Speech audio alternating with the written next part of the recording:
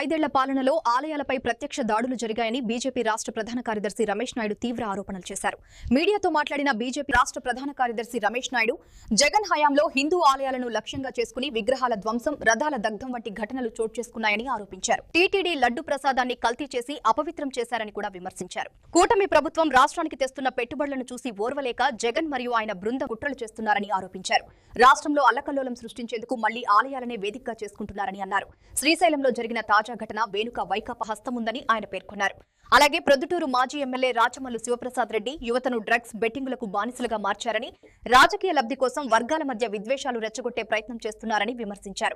జగన్మోహన్ రెడ్డి గారు పరిపాలించినటువంటి 5 సంవత్సరాల కాల వ్యవధిలో ఆలయాల మీద ప్రత్యక్ష దాడులు చేయడం జరిగింది. సాక్షాత్తు శ్రీరామచంద్రుడి యొక్క శిరచ్ఛేదనం చేయడం మనందరం కూడా చూసాం.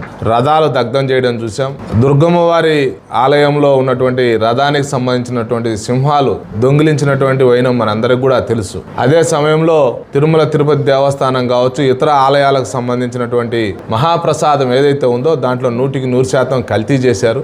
ఆ ప్రసాదాన్ని కించపరిచేటువంటి ప్రయత్నం చేశారు. హిందువుల యొక్క మనోభావాలు దెబ్బతినే విధంగా చేశారు. ఒక వ్యూహాత్మకంగా ఆలయాల మీద జరిగినటువంటి దాడి, ఆ దాడి క్షమించరానటువంటిది. అయినప్పటికీ కూడా జగన్మోహన్ రెడ్డి గారు ఏమాత్రం ప్రాయశ్చిత్తం చేసుకోకుండా తిరిగి బొంకేటువంటి ప్రయత్నం చేస్తున్నారు. తనకున్నటువంటి మీడియా మనీ, మజిల్ పవర్ని ఆసరాగా చేసుకుని మరొక వైపు అసత్యాలని వల్లివేసేటువంటి ప్రయత్నం చేస్తున్నారు. ఇది ప్రజలందరూ కూడా గమనిస్తున్నారు. అయితే కూటమి అధికారం లేకొచ్చిన తర్వాత రాష్ట్రంలో లా అండ్ ఆర్డర్ కానీ, అభివృద్ధి కానీ, లేకపోతే ప్రపంచంలో ప్రతిష్టాత్మకమైనటువంటి ఇన్స్టిట్యూషన్స్, పరిశ్రమలు ఏవైతే ఉన్నాయో అవన్నీ కూడా డెస్టినేషన్ పాయింట్ గా భారతదేశంలో ఆంధ్రప్రదేశ్ అనే విధంగా శరవేగంగా పెట్టుబడులు పెడుతుంటే తట్టుకోలేక జగన్మోహన్ రెడ్డి గారు ఒక వ్యూహం పన్నాడు. దాన్ని డైవర్ట్ చేయాలి, ఈ రాష్ట్రంలో అల్లకొల్లాలు సృష్టించాలి, ప్రాంతీయ విభేదాలు సృష్టించాలి, వర్గాల మధ్య విభేదాలు సృష్టించాలి అనేటువంటి ఉద్దేశంతో తిరిగి ఆయన ఎంచుకున్నటువంటి మార్గం ఏదన్నా ఉందంటే అది ఆలయాలే.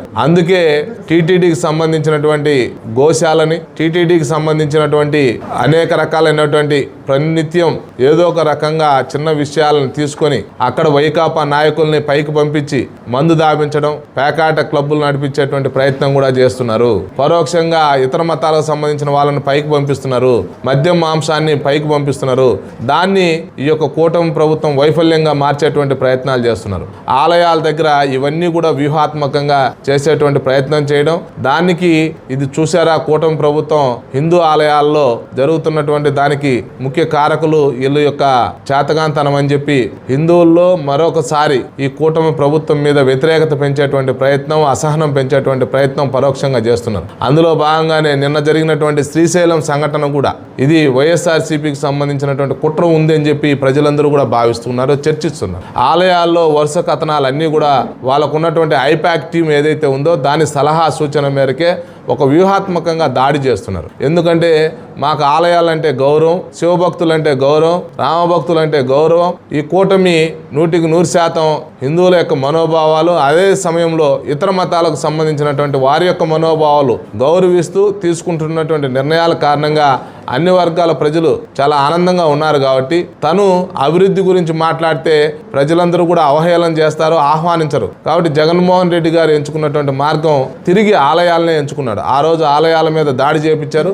ఈ రోజు ఆలయాలని వేదికగా చేసుకుని ఈ ఓట్ బ్యాంక్ రాజకీయాలు, అల్లకల్లోలం చేసే అశాంతిని నెలకొల్పాలనేటువంటి ప్రయత్నంలో ఉన్నారు. అందులో భాగంగానే ఏ ఆలయంలో ఏ సంఘటన జరిగినా వైకాపా నాయకుల హస్తం ఉంటుంది అని ప్రజలందరూ కూడా నమ్ముతున్నారు. కాబట్టి దీన్ని స్థానిక శాసనసభ్యుడు అది భారతీయ జనతా పార్టీ మీద లేదంటే కూటమి ప్రభుత్వం మీద అవాకులు చవాకులు పేలుతున్నాడు. ఇందనక మా సోదరులు చెప్పారు, నాడు నేడు ఆయన అక్రమమైనటువంటి మార్గంలో సంపాదించినటువంటి అవినీతి సొమ్ముతోటి యువతనంతా కూడా డ్రగ్స్ అలవాట్లకు బానిసలు చేసి బెట్టింగులతోటి వాళ్ళ జీవితాలను నాశనం చేసినటువంటి గనుడు స్థానిక ఎమ్మెల్యే రాచమల్లు ప్రసాద్ రెడ్డి, మాజీ ఎమ్మెల్యే రాచమల్లు ప్రసాద్ రెడ్డి గారు ఆ రోజు టిప్పు సుల్తాన్కు సంబంధించినటువంటి విగ్రహాన్ని పెట్టేటువంటి ప్రయత్నం కూడా చేస్తే మేము అడ్డుకున్నాం, ఉద్యమం చేశాం. కేవలం ఓట్ బ్యాంక్ రాజకీయాలు, వర్గ రాజకీయాలు, ఈ యొక్క ప్రాంతంలో నివసిస్తున్నటువంటి ప్రజల మధ్య విద్వేషాలు విద్వేషాలు నింపాలనేటువంటి ఉద్దేశంతో జగన్మోహన్ రెడ్డి గారి యొక్క తానులో ముక్కైనటువంటి రాచమల్లు ప్రసాద్ రెడ్డి గారు కూడా ఆ విధంగానే ప్రయత్నం చేశారు. కానీ వీళ్ళ పప్పులు ఉడకవు అనేటువంటి విషయం తెలుసుకోవాలి. స్థానిక సంస్థలో కూడా భారతీయ జనతా పార్టీ పెద్ద ఎత్తున ఒక కార్యాచరణ రూపొందించడం జరిగింది. తప్పనిసరిగా ఒకప్పుడు మాకు రాయలసీమలో భారతీయ జనతా పార్టీ అంటే కేర్ ఆఫ్ పొద్దుటూరు, అలాగే పొద్దుటూరు నుంచే మా యొక్క విజయ ప్రస్థానం ప్రారంభం అవ్వాలని కార్యకర్తలు పెద్ద ఎత్తున సంకల్ప దీక్ష మొదలుపెట్టారు. ధన్యవాదాలు.